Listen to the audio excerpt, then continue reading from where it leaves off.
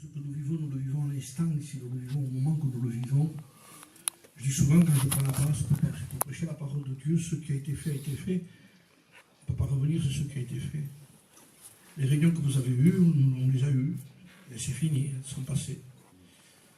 Mais je crois que la réunion la plus importante, ce n'est pas parce que moi je la fais, mais c'est celle qu'on vit. Amen. Parce que le lendemain ne nous appartient pas. Il y a une justice qui est très grande, je disais, c'est une grande justice qu'il y a par rapport à Dieu. On ne fait que parler de cette vedette qui est décédée aujourd'hui, qui fait tous les médias, tous les journaux, toutes les télévisions. 1 million de personnes à son enterrement, à ses obsèques, qui étaient pour faire des éloges sur lui. On ne va pas parler sur cet homme. Mais je disais à ma femme, tu sais, lorsque Jésus-Christ est mort, il n'y avait pas autant de monde autour de la croix. Pourtant, ça a été le plus grand des grands, lui. Amen. Alors, je ne voudrais pas que nous manquions la réunion, que nous manquions le passage de Jésus. Je n'ai pas de message particulier, je sais que le Seigneur revient. On parlait avec les frères ici, on s'exhortait un peu, on s'encourageait en disant que le Seigneur va revenir bientôt. Et il me venait un texte au dernier moment, je vais vous en parler, je vous lis un texte, c'est dans l'épître de Paul aux Romains, au chapitre 13 du verset, je prendrai le verset 10, qui dit que l'amour ne fait point de mal au prochain. L'amour ne fait point de mal au prochain. L'amour est donc l'accomplissement de la loi. Cela importe d'autant plus, dira Paul, que vous savez. Paul, c'est comme s'il dirait, vous devez le savoir. Si vous ne le savez pas, ce n'est pas normal qu'on ne le sache pas. Il dit, vous le savez. Vous savez en quel temps nous sommes. Nous savons dans quel temps nous sommes. Et même ceux qui ne sont pas encore engagés avec Dieu savent dans quel temps nous sommes. Les médias savent dans quel temps nous sommes. Et on n'a pas besoin de lire la Bible pour entendre et voir dans les journaux Apocalypse. Apocalypse. Apocalypse. Et comme j'ai montré ce que les médias ont dit au sujet de ce qui est en train de se passer surtout à Jérusalem et en Amérique, ce que Trump a fait, des hommes ont dit, des grands leaders du monde ont dit, Trump, en faisant ce qu'il a fait, en reconnaissant Jérusalem comme étant la capitale d'Israël, a ouvert les portes de l'enfer pour le monde entier. Parce que pour eux, c'est sûr et certain que bientôt il va y avoir un déluge de feu qui va toucher le monde entier. Vous savez très bien que Israël, moi je dis les frères, moi je ne connais pas grand-chose à ce sujet, mais je sais que Israël, et un homme a dit, écoutez ce qu'a dit un homme de Dieu, il avait dit un jour, lorsque Israël s'enrhume, le monde tousse. Ça veut dire que le monde est concerné par ce qui se passe là-bas. Et toutes les prophéties s'accomplissent autour de ce pays qui n'est pas bien grand d'ailleurs. Mais voilà, j'aurai toujours là mes yeux et mon cœur, dit Dieu. Je ne veux pas vous prêcher sur Israël, mais sur ce qui est en train de se passer aujourd'hui autour de nous. Et ce que nous sommes en train de vivre, on le vit, on le vit. Vous savez, un jour, j'ai été marqué par Clément Le Cossec. J'étais très jeune, on descendait du Nord avec mes parents. Moi, j'étais très jeune. Mais on est né dans les choses de Dieu en 61, j'étais à la convention de Livy. Donc j'avais 8 ans. Et il y avait Osborne, je me souviens, donc notre famille est née là-dedans. Mon grand-père était prédicateur en 57. Et nous sommes nés à l'intérieur. Mais ce n'est pas parce qu'on est né dans la mission qu'on est chrétien. Hein? Et ce n'est pas parce qu'on a des familles chrétiennes que nous sommes chrétiens. Je disais l'autre jour, Dieu n'est pas grand-père. Il est père. Il est mon père. Amen. Mais il n'est pas le grand-père de mes fils. Il faut que mes fils se convertissent et il faut qu'ils deviennent leur père. Il faut que nous fassions une rencontre ce soir avec le Seigneur, c'est impératif. Et il y a une solution même pour ceux qui se sont refroidis dans la foi et qui n'attendent plus le Seigneur comme ils devraient l'attendre. quand je suis descendu, quand nous sommes descendus du nord, mon père a vu des caravanes, plein de caravanes, et il doit y avoir une convention. Il dit, il y avait le chapiteau, on s'est arrêté, on va passer la nuit ici ou 2 jours, ils se sont arrêtés, je me souviens. Et à cette époque-là, il y avait justement des conflits en Israël. Et ce que j'ai vu, je ne l'ai jamais vu de ma vie. Prêcher de cette façon. C'était Clément Le Cossin qui prêchait. Et donc, il est monté en haut de l'estrade. Et à un moment donné, il a pris une petite radio comme ça, portable. Et au lieu d'ouvrir la Bible de suite, à une certaine heure, à une heure des informations, il a allumé la radio. Et on parlait des conflits entre Israël et ce qui se passait, qu'il y avait la guerre. Donc, il a mis le micro, la petite radio au micro là, et pendant les moments des informations qu'il y a eu pendant 5 minutes, tout le monde a écouté les informations, et quand ça a été fini, il a fermé, il a ouvert la Bible, il a pris un texte, il a prêché le retour de Jésus. J'étais devant à l'appel, je me souviens, j'avais peur.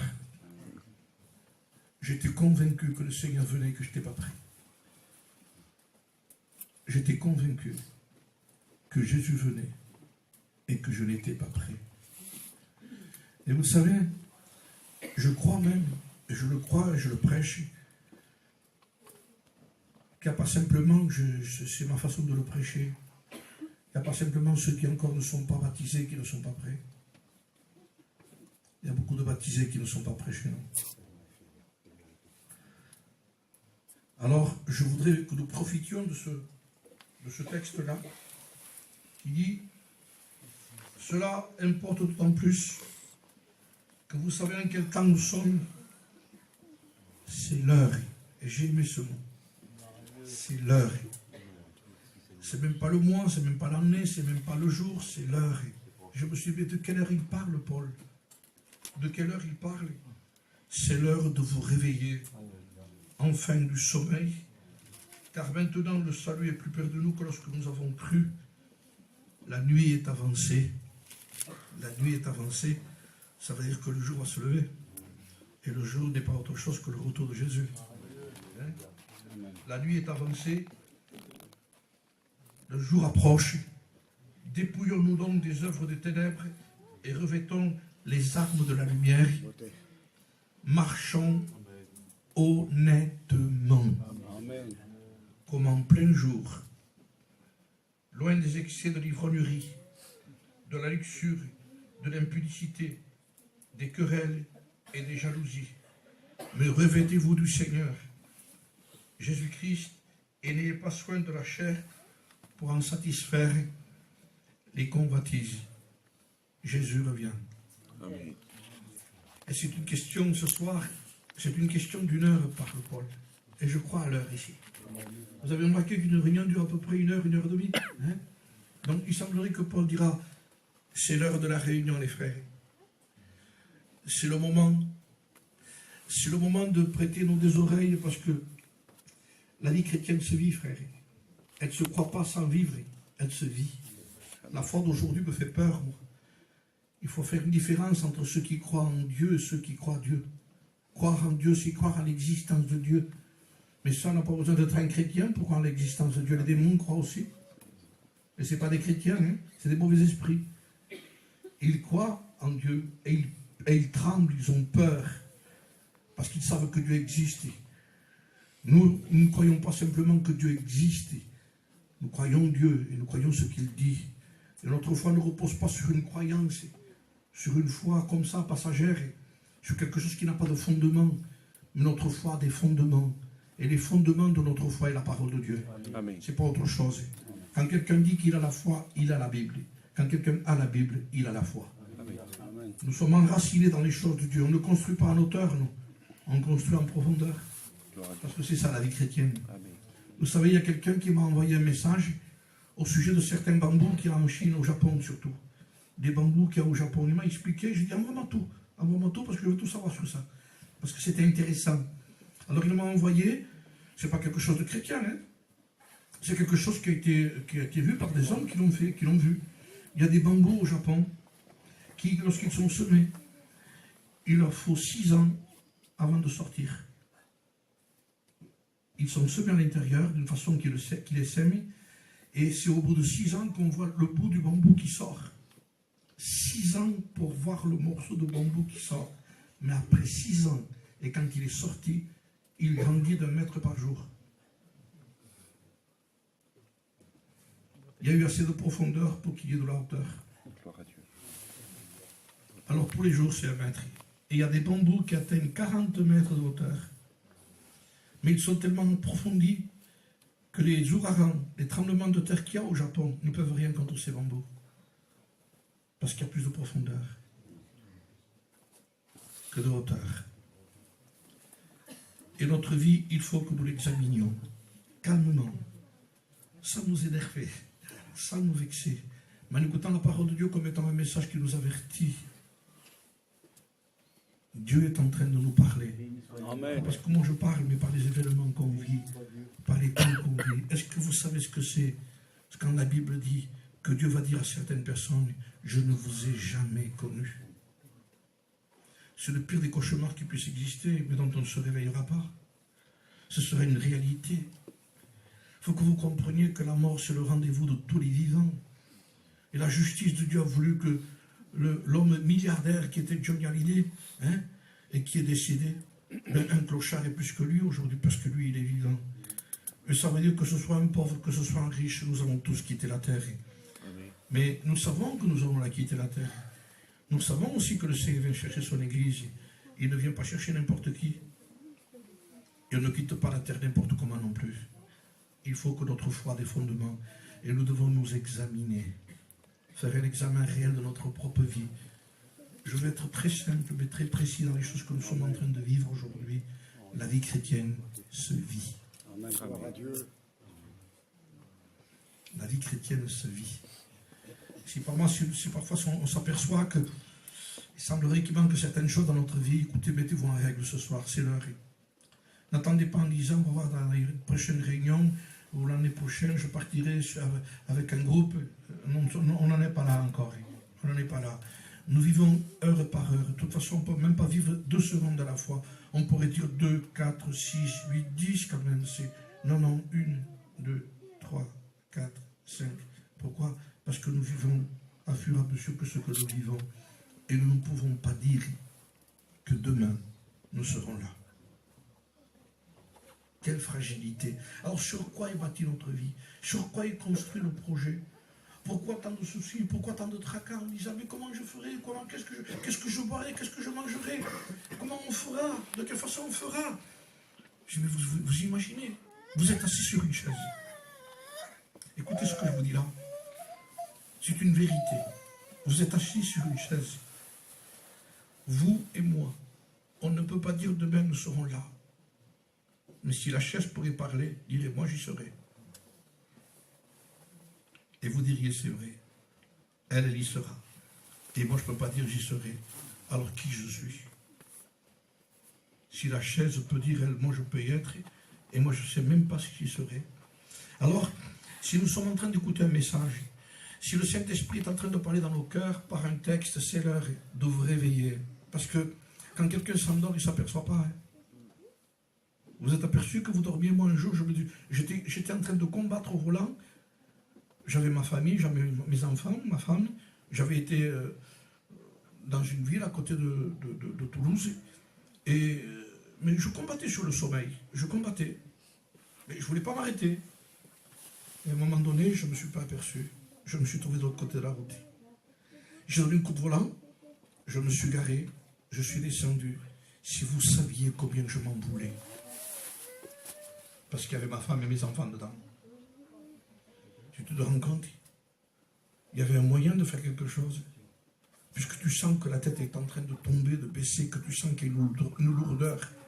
Arrête-toi. Voilà le mot de ce soir.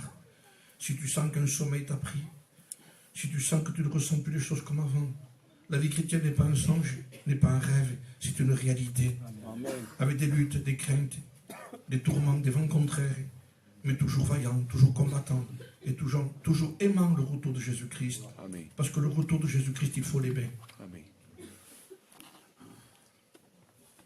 Si je vous dis ça, c'est parce qu'il y a le moyen de le faire. Je devais partir lorsque je devais faire une mission en Bretagne, je ne me souviens pas quand c'était, je crois que c'était l'année dernière, je crois. Alors, je suis parti de Béziers, mais il y a un moment donné, j'avais mon GPS et je voyais les kilomètres qui diminuaient à fur et à mesure que je marchais. Et je suis arrivé à une certaine distance, où après un moment donné, j'ai vu qu'il y avait plus de kilomètres que ce que je pensais. J'ai commencé par normalement, j'ai dit, à cette distance déjà, normalement, il devait y avoir moins de kilomètres. Mais je me suis aperçu qu'au lieu de tourner vers Nantes, j'ai suivi vers Poitiers. Et je voyais Poitiers, j'ai dit, qu'est-ce que je fais là-bas? Alors je m'étais trompé. Ah, vous savez ce que j'ai fait? Quelque chose de très simple que j'invite à faire ce soir dans notre propre vie spirituelle. Si nous sentons que nous ne sommes plus sur la route, j'ai tout simplement mis le clignotant. J'ai dit à la première bretelle, je sors. Sortez. Si vous sentez qu'il y a quelque chose qui ne marche pas, ne continuez pas. Sortons. Le GPS m'a remis sur la route. La parole de Dieu vous remettra sur la route. Amen. Amen. Nous sommes programmés dans ce livre-là. Et si nous programmons notre vie sur ce livre-là, je vous promets qu'on arrivera. Vous savez pourquoi certaines personnes ne savent pas où ils en sont? Parce qu'ils ne sont pas programmés sur la parole de Dieu. Ils vivent leur vie, leur foi n'importe comment. Un peu de réunion, un peu d'émotion. Vous croyez que le couteau de Jésus-Christ est une émotion? C'est une réalité. Jésus revient. Amen. Et les gens disent, moi, il faudrait que je ressente. Vous savez, quand je me suis trompé, que j'ai vu que je continuais, et que si je continuais encore, je m'éloignais de plus en plus. Je n'ai pas ressenti, j'ai rien ressenti, mais j'ai mis le clignotant et je sors. Je sors, on verra plus tard. Je sors. Sortez, sortons. Sortons de cet état, sortons de cette notion de ce qu'est l'Église aujourd'hui. On a concentré, je l'ai prêché pendant 2 jours, je peux le dire encore ce soir ici. Les gens ont concentré la vie chrétienne dans un local. Il semblerait que tout se passe dans l'Église aujourd'hui, dans un local. Les émotions, les sentiments, la parole de Dieu, aimer Dieu, ressentir la présence de Dieu. Mes frères et sœurs, amis qui êtes là. Mais ici, on n'y passe qu'une heure.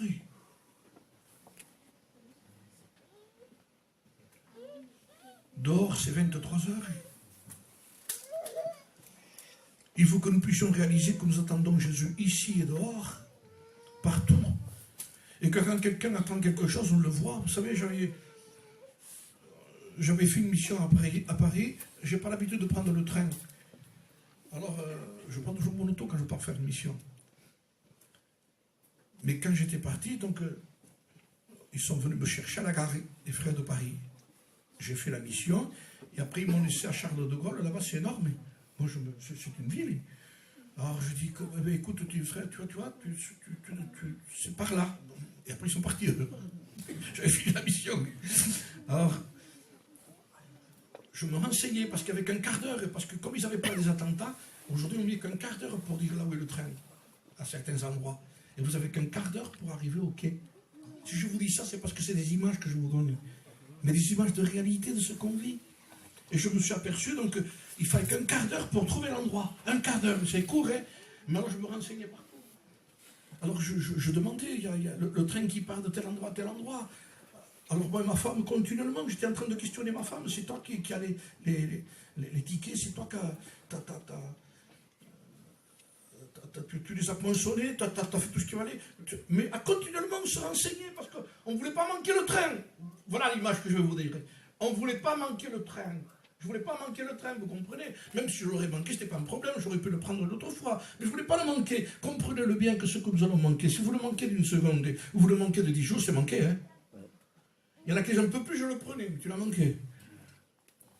Et vous avez le païen carrément qui dit, moi je l'ai manqué, il n'y a pas de problème.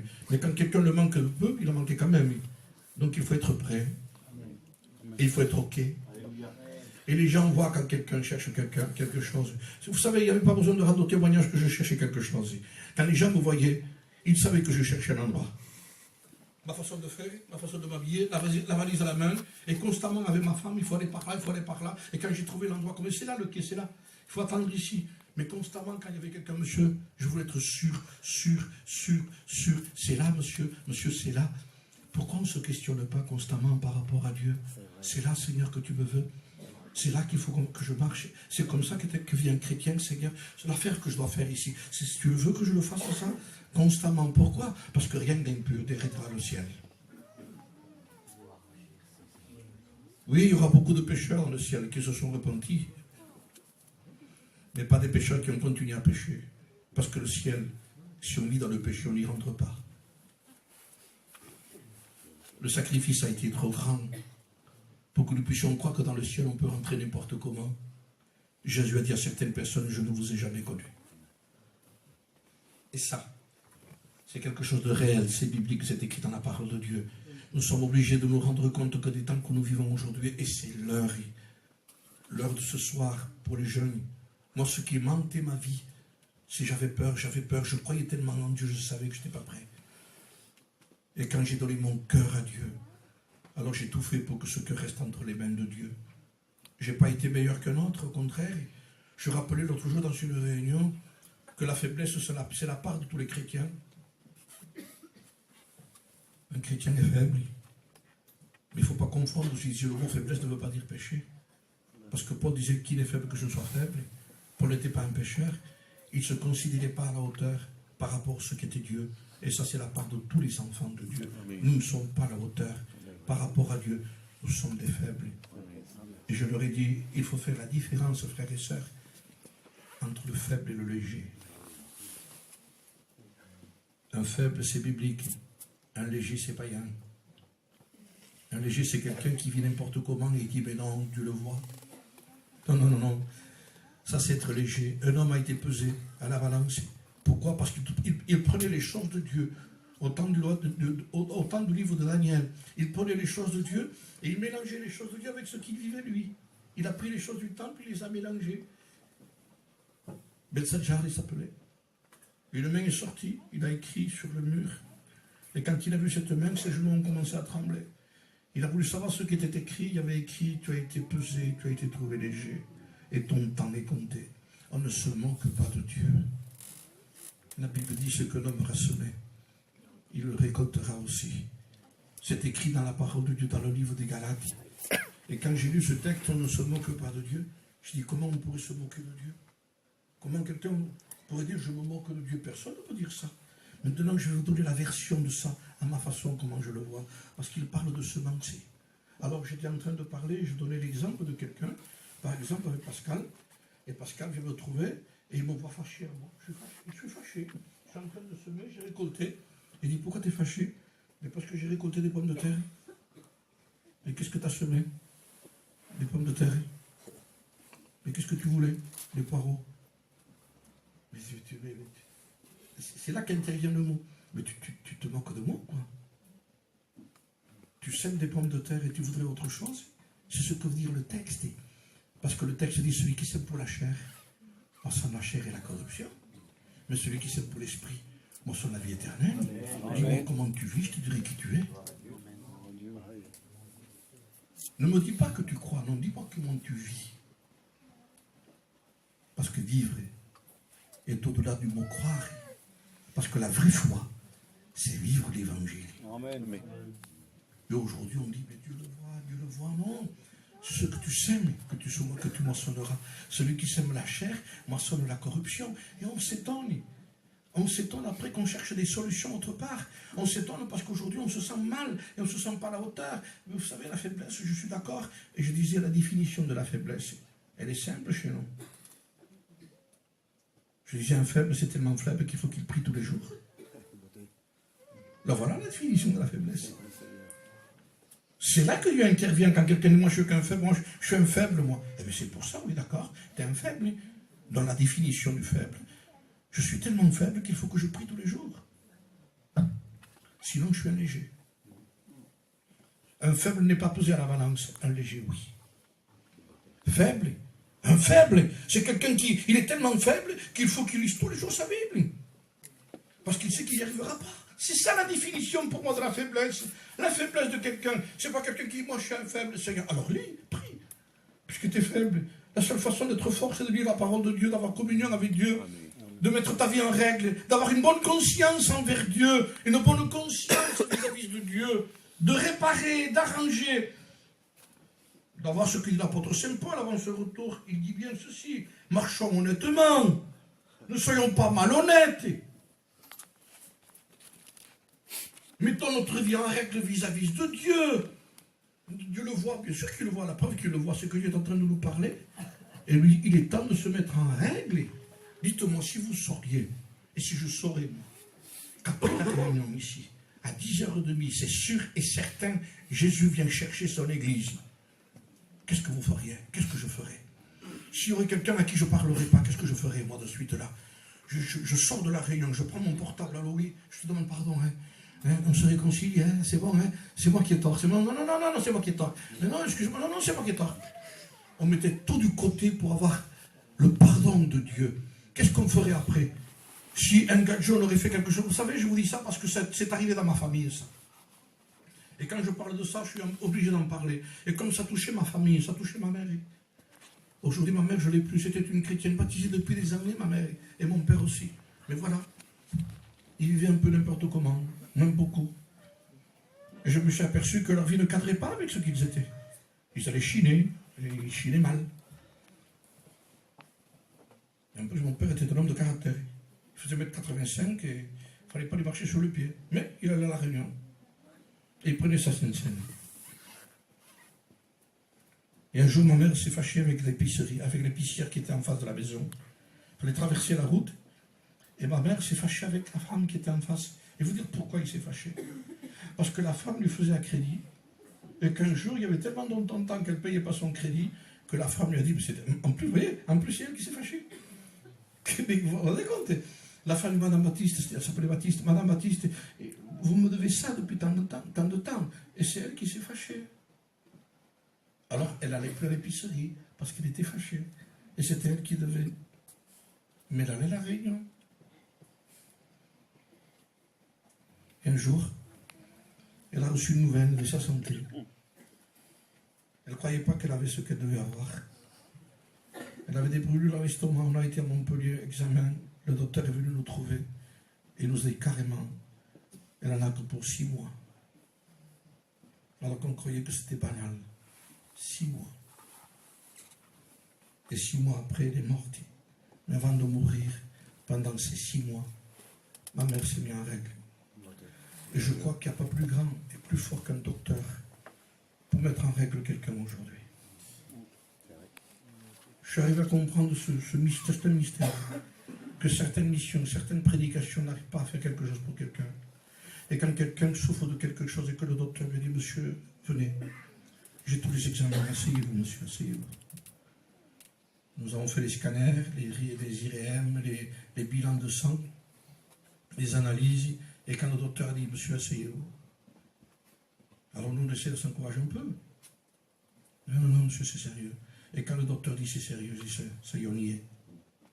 On a peur de ça, du mot qu'on n'ose même pas dire. Vous avez remarqué qu'on ne dit pas le mot quand on prêche? La maladie, on dit. Mais on sait ce que c'est. On ne guérit pas. Les artistes meurent de ça. Vous savez qu'il n'y a pas de solution parfois. Ce n'est pas pour faire peur à quelqu'un que je dis ça, mais pour vous remettre en question que l'éternité existe.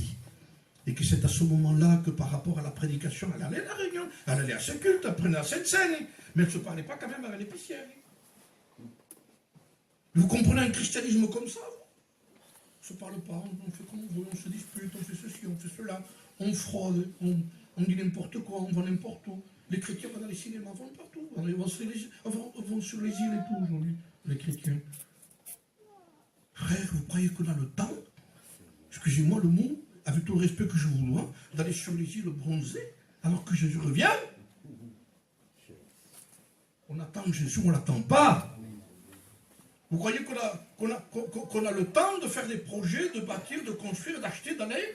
Si vous pouvez le faire, faites-le. Mais que cela ne nous fasse pas rentrer en souci, à ce que votre esprit soit pris. Quand quelqu'un peut faire quelque chose, qu'il le fasse. On a la possibilité de changer de matériel, vous avez les moyens, faites-le. Mais si vous ne pouvez pas rester avec ce que vous avez, restez tranquille.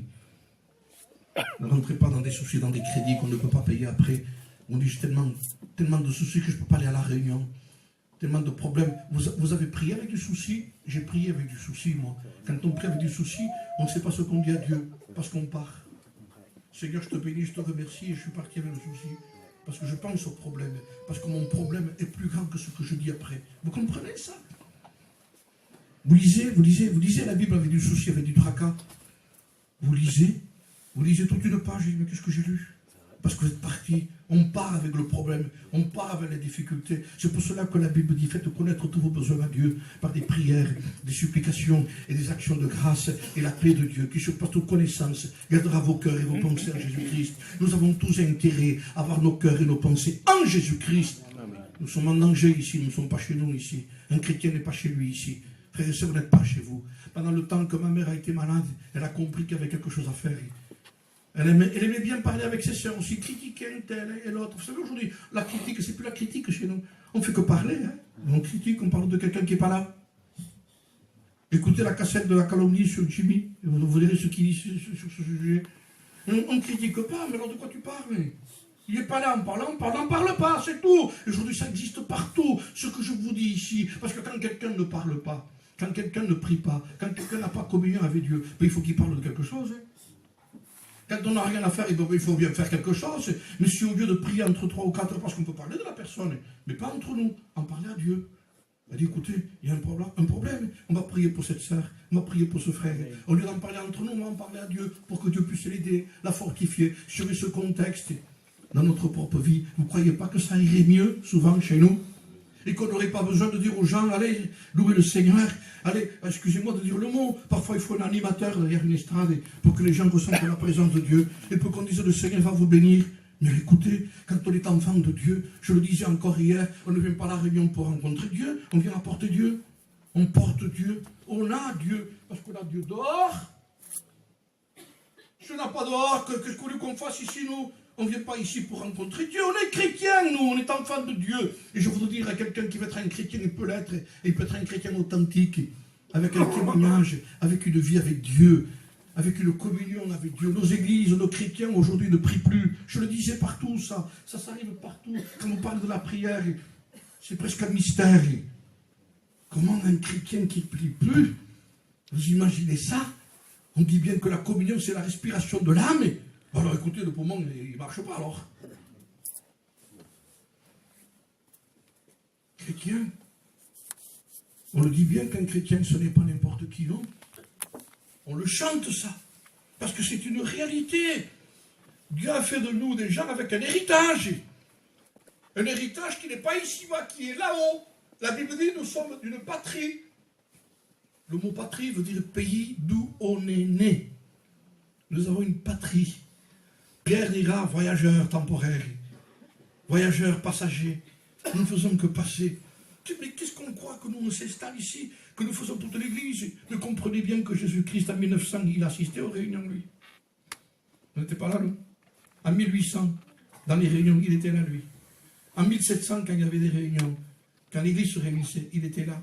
Et en 1500, un peu encore en arrière, en 1000, quand les réunions étaient là, il était là. Et en 500, il était là. Il était toujours là. Mais les générations ont passé. Et les hommes les plus importants, qui étaient presque indispensables, ne sont plus là.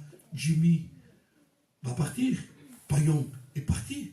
Le Cosec n'est plus là. Ça veut dire que ces gens-là, on dit, Seigneur, ces hommes-là ne devaient pas partir. On ne voudrait pas que ces hommes s'en aillent. Mais voilà, ce sont des hommes qui n'ont fait que passer. Et nous ne faisons que passer. Vous vivez une génération, je vis une génération. Vous avez vu les années, comment elles passent. C'est pour cela que la Bible dit, enseigne-nous à bien compter nos jours, afin que nous appliquions notre cœur à ce qui est sage. Le temps n'arrange rien. Ne croyez pas en disant, on a le temps n'arrange rien, c'est pas vrai. Le temps endurcit. La Bible dit, si aujourd'hui tu entends sa voix, le lendemain il dit, tu vas endurcir ton cœur va se fermer. Vous savez, ça a un effet rebond, l'évangile, je vous le dis, moi. Parce que si on n'obéit pas, ça endurcit le cœur. Et on écoute tellement que ça fait plus d'effet. Je dis, quand quelqu'un prend souvent des cachets, vous avez remarqué quand il en prend souvent, il dit, ça ne me fait plus rien. Mais quand quelqu'un n'en prend jamais, après un petit bout de tête, il prend un cachet, ça lui passe de suite. Parce qu'il n'est pas habitué. Notre corps s'habitue à venir aux réunions. Notre corps s'habitue à nos réunions. C'est partout pareil. Je ne viens pas ici parler sur votre réunion ici, vous comprenez les frères. Mais c'est partout pareil. On dirait qu'on sait comment ça va se passer.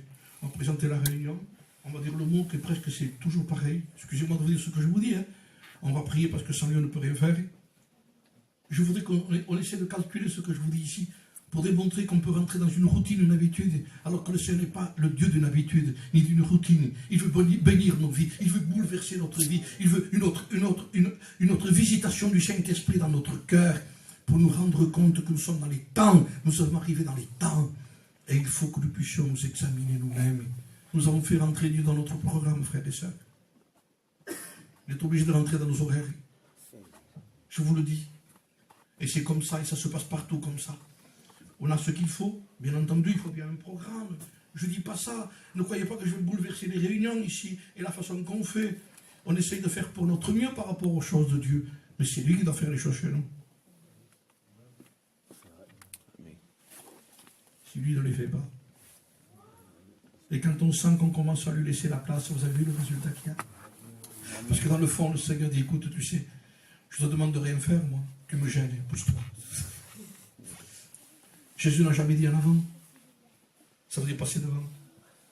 Il dit, suivez-moi. Et c'est suffisant. On a besoin de suivre Jésus. On n'a pas besoin de passer devant Jésus. Il n'a pas besoin de nous. Nous avons besoin de lui. En lui est la vie, la respiration et l'être. Il est tout, Jésus. Il faut que nous considérions que la vie avec Dieu, ce n'est pas un instant, ce n'est pas un moment. C'est tout, c'est tout, c'est tout, c'est tout. Dieu veut tout. Mais il faut équilibrer. L'équilibre, c'est tout. L'équilibre, c'est lui. L'équilibre, c'est de vivre avec lui. Imaginez quelqu'un qui est sous l'eau. Un être humain, je dis un être humain sous l'eau. Et tout d'un coup, voilà, on le sort de l'eau. Et il respire. Il dit, mais c'est ça qu'il me faut. Et on dit, maintenant, c'est fini, t'en as assez avec ça. On le remet sous l'eau. Non, non, non, non, non, non. Il dit, sortez pas de là. Moi, je veux ça, moi. Mais c'est ça, Jésus. C'est pas un peu de réunion où on sort de l'eau, du contexte de la vie. Et on se sent bien dans la réunion parce qu'on se sent bien dans la réunion. J'étais assis, je me sentais bien. On chantait des cantiques, le frère chantait des cantiques. On sentait quelque chose. Ça fait du bien de ressentir certaines choses de Dieu. On est bien dans la maison de Dieu. Amen. Non. Amen. C'est pour cela que la Bible dit, mais vaut un jour dans tes paris comme 1000 ailleurs. On traduit aujourd'hui 1 heure dans ta présence va mieux que 1000 ailleurs. Calculez ce que je vous dis ici. Mais si c'est qu'1 heure, qu'est-ce que j'en fais des 1000 alors? 1000 heures, 1000 jours, ça fait presque 3 ans. Alors il vaut mieux un jour dans la réunion que 3 ans dehors. Non. J'aime mieux être chrétien 3 ans dehors qu'un jour dans la maison ici. Parce que c'est qu'un jour, c'est qu'1 heure. J'aime mieux vivre 3000 heures avec Jésus, en dehors de quelque chose qui s'appelle religieux, église, locale, chapiteau, séminaire. Si c'est que là, c'est pas intéressant. Je veux vivre avec Dieu dehors. Si c'est que là, c'est me sortir de l'eau de temps en temps et respirer, je me sens bien, vous vous sentez bien dans la réunion. Même ceux qui encore ne sont pas engagés avec Dieu se réjouissent dans la réunion. Ils disent, on est bien, j'ai passé un bon moment. Parce que vous vous sentez dans votre élément. Vous êtes sorti de votre contexte de vie et vous respirez. Et respirer, c'est lui. Alors vous imaginez, vous êtes dans l'eau, vous n'êtes pas un poisson pour vivre sous l'eau, vous. Alors on vous sort et vous respirez.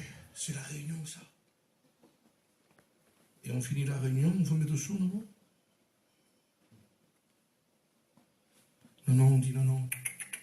Seigneur, je n'aime pas une réunion qui me sort de temps en temps de l'eau. Je veux sortir de l'eau. Je veux vivre avec toi, Seigneur. Je veux respirer en toi. Pas respirer un moment, me sentir bien dans un contexte où il y a une certaine atmosphère. On vient porter Dieu. Je relatais le texte, tant pis si je me répète, mais il y a des choses qui font du bien chez nous. De toute façon, ce qu'on dit, c'est ce qu'il y a dans la Bible. Là, depuis longtemps, ce qu'on dit. Vous l'avez écouté des centaines de fois. Et quand c'est le Saint-Esprit qui vous le rappelle, c'est nouveau. Je disais, Pierre et Jean, quand ils sont montés à l'heure de la prière, ils allaient prier. Je le disais hier dans la réunion, chez les frères là-bas. Ils allaient prier. Et ils ont vu un paralytique devant la porte. Ils étaient devant la porte, ils allaient passer la prière, ils allaient prier, Pierre et Jean, ils montaient. Remarquez que le monter, ça veut dire quelqu'un qui prie. Ils montaient, parce qu'ils allaient prier. Quand on ne prie pas, on descend. C'est tout. Un homme descendait de Jérusalem à Jéricho. Il n'y a pas de problème. Quand il n'y a plus de communion, on est en train de descendre. Avec toute la connaissance, parce qu'on connaît les cantiques, on connaît les prédicateurs. Et cet homme qui était devant la porte, on connaissait tout le monde, je disais. Quand il voyait un sacrificateur passer, il devait dire, il prêche bien, lui. J'ai écouté le message parce qu'il écoutait de dehors. Il devait écouter les psaumes comme il chante celui-là, quel cantique il a. Mais lui était dehors. Il ne connaissait pas ce qui se passait dedans. On peut connaître des choses de Dieu dehors sans jamais rentré dedans. Et quand Pierre et Jean est venu, et qui a tendu sa main, Pierre et Jean ont dit un mot, regarde-nous. Et je vous promets qu'on n'avait pas besoin de dire regarde-nous pour que les gens nous regardent. L'Église, les frères, les sœurs, les païens nous regardent. Pour voir si ce qu'on dit est vrai. Ce n'est pas des mots. Regarde-nous. Nous n'avons ni or ni argent à te donner. Or, aujourd'hui, il y a plus d'or et d'argent que donner quelque chose. Aujourd'hui, on pourrait dire aux paralytiques, de l'or et de l'argent, j'en ai. Mais je ne peux pas te faire lever.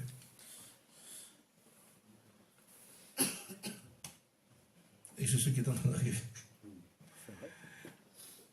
Tandis qu'en ce temps-là, leur richesse n'était pas là. Notre peuple, Dieu l'a béni. C'est un peuple qui vivait pauvrement, notre peuple, que ce soit les gitans catalans, les espagnols, manouches, voyageurs.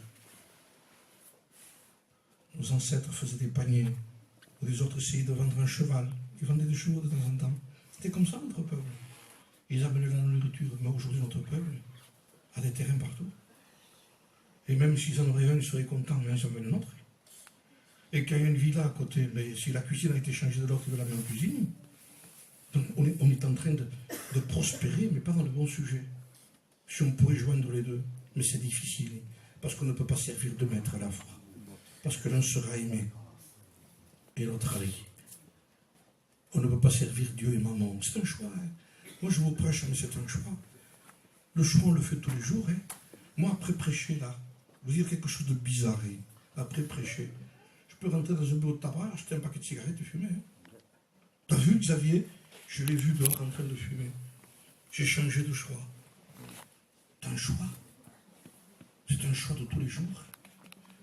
Parce que nous refusons, on n'accepte pas de faire comme les autres, on veut marcher avec Dieu. Et nous avons besoin de nous remettre en question. Je n'ai ni or ni argent à te donner, mais ce que j'ai. Et soulignons ce mot, je l'ai dit encore hier, la logique aurait été qu'il rentre prier pour lui. Ils sont devant la porte. On va prier. Pierre, Jean, t'es d'accord? Oui. On prie, on sort dehors, on le pose bien. Mais d'accord, c'est la devise, c'est le normal ça. On est devant l'église, devant le temple, plus que l'église, le temple. Mais non, il dit, on n'a pas besoin de rentrer pour avoir Jésus. On l'a. Ce que j'ai, je l'ai dehors. Hein. Je vais au temple pour prier, mais pas pour avoir Jésus, je l'ai déjà.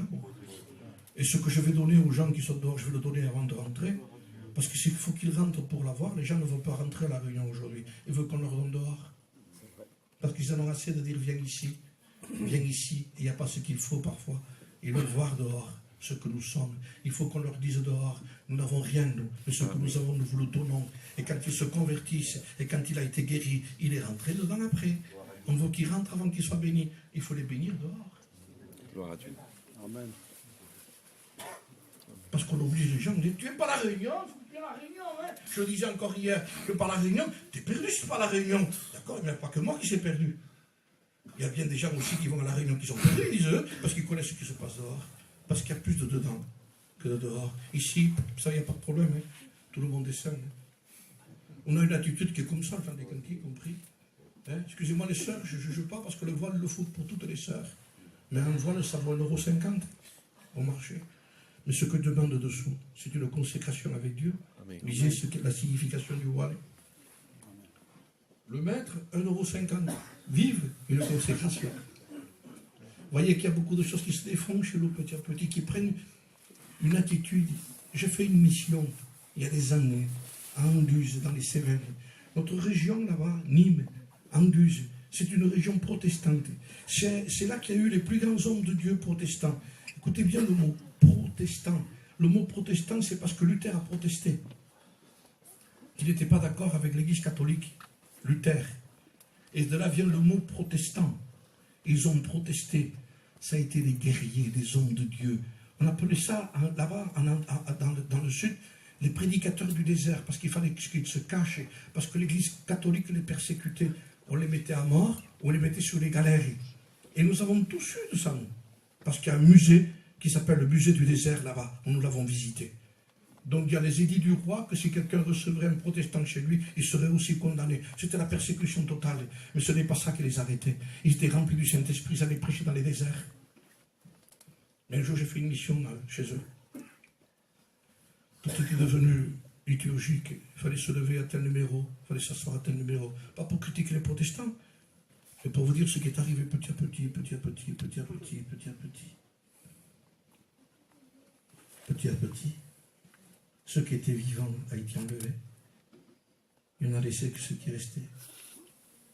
Le corps avait des directives. Levez-vous, asseyez-vous, chantez tel cantique. C'est l'heure de la prière, c'est l'heure de prêcher, c'est l'heure de ceci. Et eux, c'était eux ça. Il n'y avait plus de vie. Il n'y avait plus de vie. Pourquoi? Parce que l'ennemi est venu petit à petit. Vous savez, il y a un texte qui dit dans la Bible, Ephraïm, dans une prophétie, se mêle avec les peuples. Ephraïm est un gâteau qui n'a pas été retourné. Il dit des étrangers consument sa force et il ne s'en doute pas.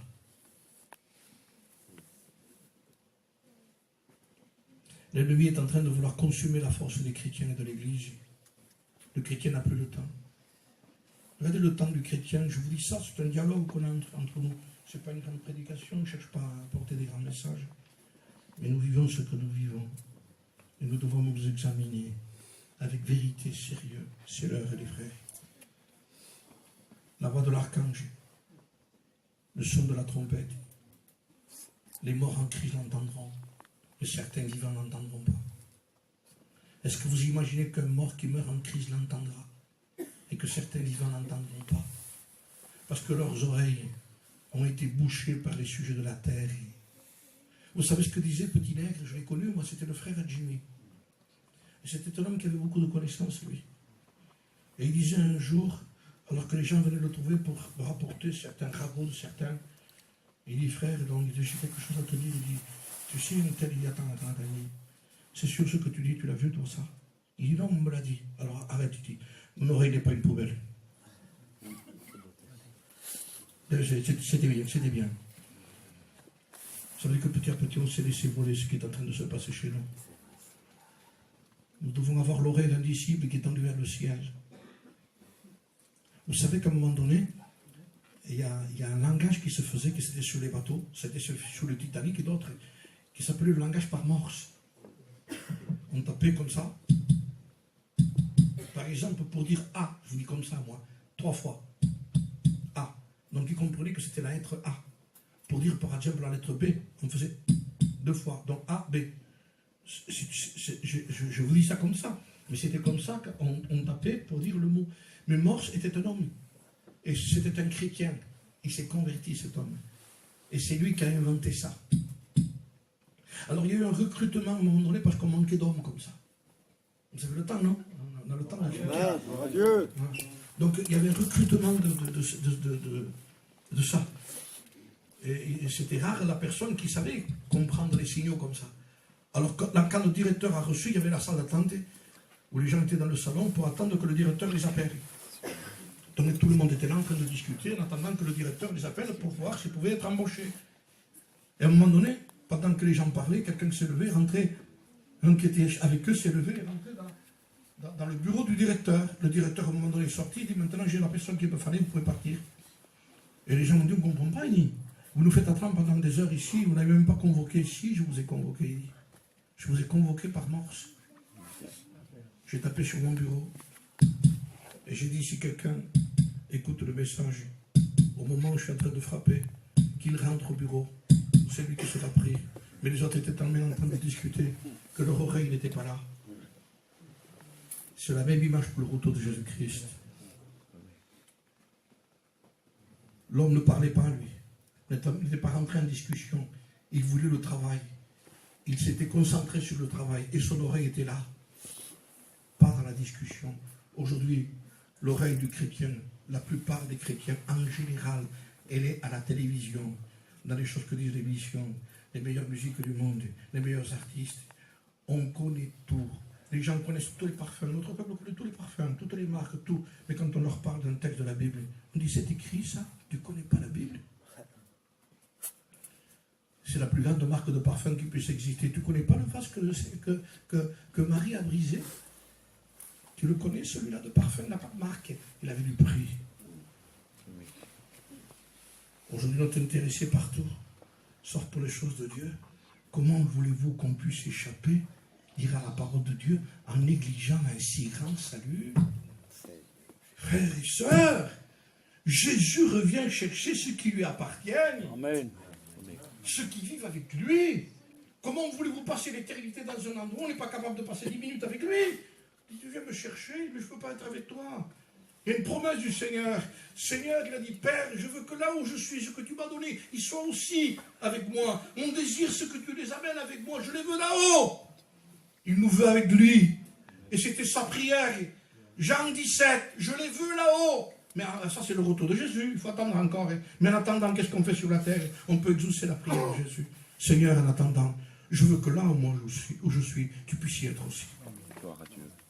S'il y a un endroit où je peux pas, où tu ne peux pas y aller, je ne vais pas, Seigneur. Je veux que tu puisses y être aussi.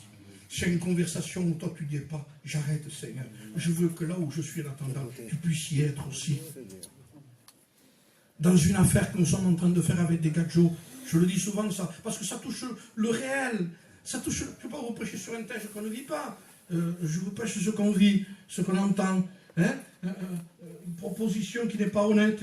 Je veux que là où je suis, je veux que tu y sois aussi. Tu y es là-dedans? Non, je ne suis pas. Non, je ne peux pas. Je ne peux pas. Parce qu'il ne veut pas. Parce que lui ne peut pas, moi non plus. Je suis d'accord avec lui. Il y a des endroits où un chrétien ne peut pas être, c'est pas vrai. Quelqu'un m'a appelé un jour à aller dans un mariage chrétien. Mais il y a un mariage chrétien, tu viens, on va avoir un verre avec eux, je dis allons-y. Et quand je suis arrivé, on arrivait à l'endroit, il y avait de la musique un peu bizarre, il y avait de la musique qui bougeait, quoi. J'ai dit, qu'est-ce que c'est ça? Un mariage chrétien, ça? On descend de la voiture, c'est un mariage chrétien, et je vais t'expliquer, il m'a dit, c'est un chrétien, une chrétienne, qui s'était marié avec un païen. Alors il fallait un peu de tout, quoi. J'ai dit, comment? Il y a ça? Il dit, oui. Raccompagne-moi chez moi. Parce qu'on ne participe pas à ça. Un chrétien se marie avec une chrétienne se marie avec un chrétien. Pourquoi? Parce que tu es chrétien. C'est le peuple de Dieu. Vous savez ce que dit l'Ancien Testament? Ce que je vous dis là, ce n'est pas quelque chose que j'invente, moi. C'est une nouvelle doctrine, écrit dans la Bible. Tu rentres dans un pays, dit Dieu, à Canaan, où tu ne donneras pas tes enfants à ce pays-là. Tu te maries en Israël. Il y a assez d'Israélites pour que tu fasses des mariages entre eux. Tu ne prendras pas. Parce qu'il est heureux le cœur de celui que tu donnes. Et c'est ce qui est en train d'arriver. Et les gens, au lieu de chercher chez nous l'intérêt du chrétien, même parfois quelqu'un qui peut côtoyer quelqu'un, une chrétienne qui côtoie un chrétien, un vrai chrétien. Mais s'il n'y a pas derrière ce qu'il faut, alors l'autre dit quand même, tu vas te marier avec. Il y en a un autre là-bas. Hein? Mais il n'est pas trop converti l'autre, vous comprenez, hein? Il bouge plus. Oui. Alors avec l'autre, tu auras le camion, hein? Le grand camion, avec la grande caravane, avec la grande vitre, l'autre, tu n'auras pas de camion là-bas. Et on coupe les pas, parfois. Et prends pas ça. Ça a toujours une tribarde. Un misérable. Coupé. Alors que c'était un vrai petit chrétien.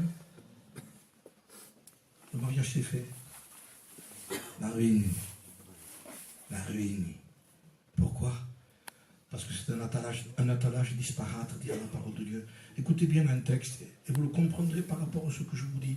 Dieu disait dans l'Ancien Testament, tu n'attelleras pas un bœuf avec un agneau. Et pourvu qu'il fasse le travail, mon dit. Il dit, non, je suis un Dieu saint, moi. Tu ne semenceras pas avec deux semences à la fois. Je suis un Dieu saint, on ne mélange pas. Ça veut dire que Dieu n'aimait pas le mélanger. Parce que Dieu est saint. Donne-nous aujourd'hui notre pain quotidien. C'est lui qui nourrit son peuple. C'est lui qui nous donne notre pain. Le pain du mensonge devient du gravier dans la bouche, frères et sœurs. Et on se sent mal après. La réunion, je me sens bien, mais après, je me sens mal. Parce que la vie chrétienne, il faut la vivre. Parce qu'un chrétien ne vit pas n'importe comment. Je vais vous dire ce que dit l'apôtre Saint Paul, et on va finir sur ça. C'est une image que je donne. Concernant surtout le retour de Jésus-Christ, parce que l'apôtre Saint Paul va dire que le Seigneur vient chercher ce qu'il aime. Ce qui aime son avènement. Il faut aimer le retour de Jésus. Vous savez, quand on aime quelqu'un, on veut qu'il vienne, on veut être avec lui.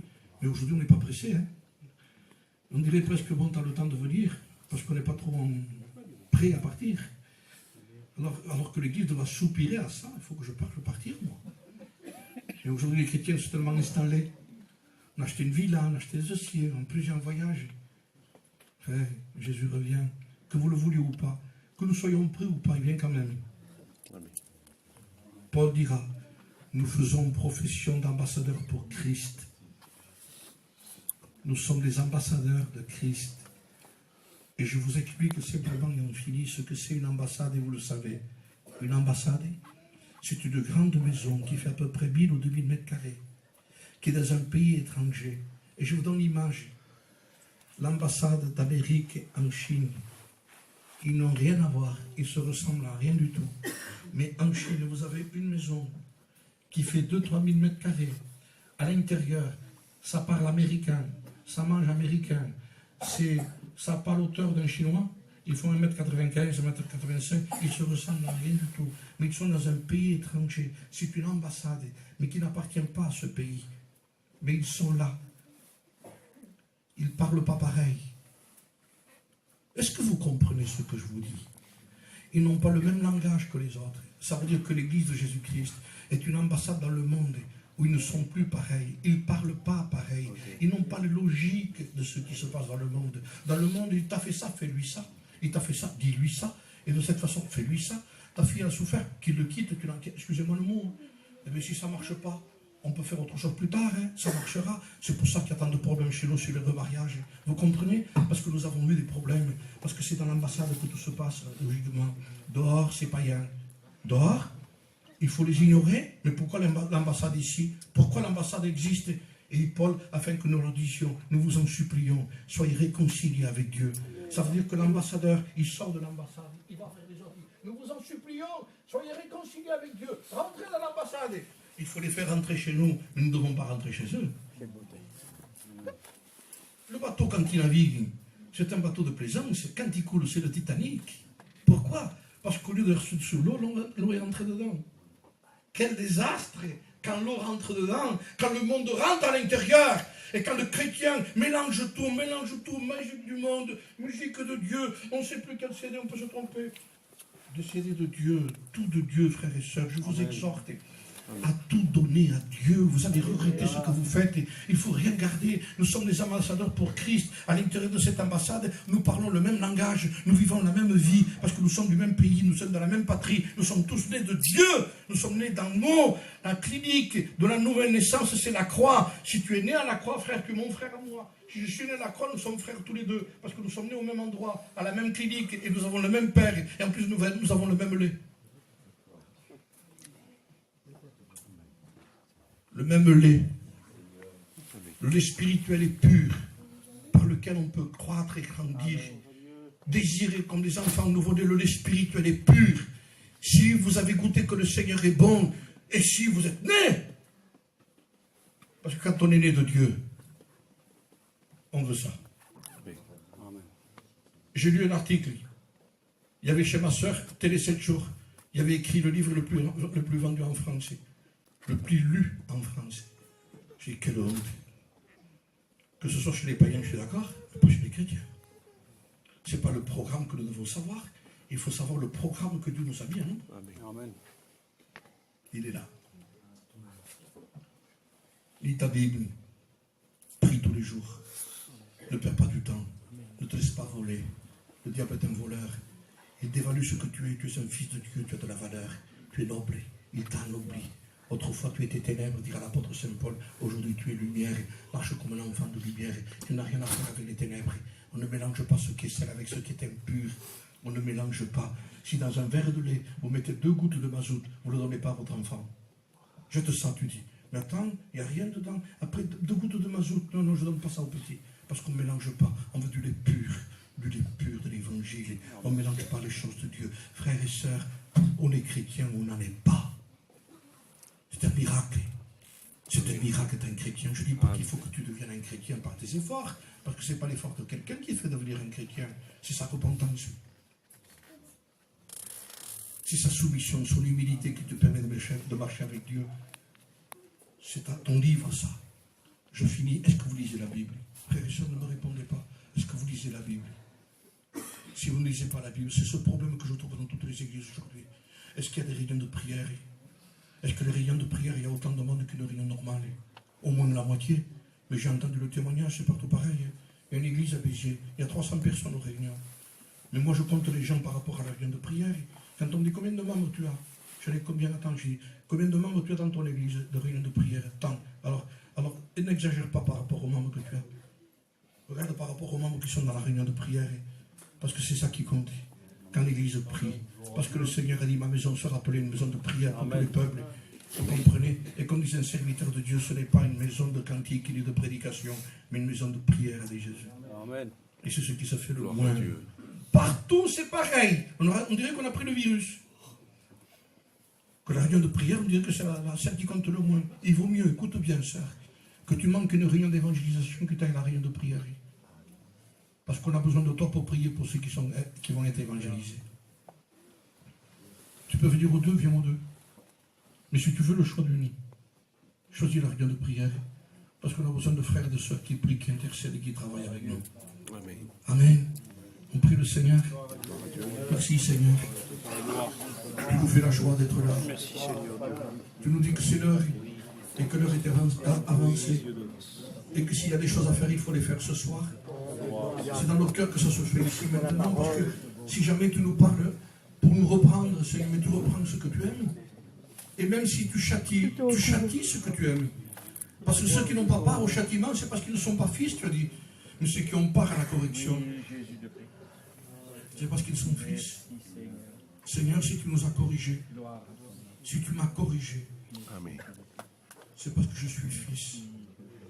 Et si un jour, Seigneur, il a fallu que ma mère passe ce chemin, c'est parce qu'il a fallu qu'elle se réconcilie avec tous et qu'elle devienne une véritable chrétienne.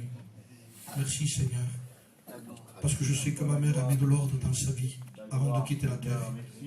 Et voilà ce qui fait notre joie. C'est que nous savons qu'un membre de notre famille a mis de l'ordre dans sa vie. Frères et sœurs, n'attendez pas la nouvelle d'un docteur. N'attendons pas que les gens nous disent.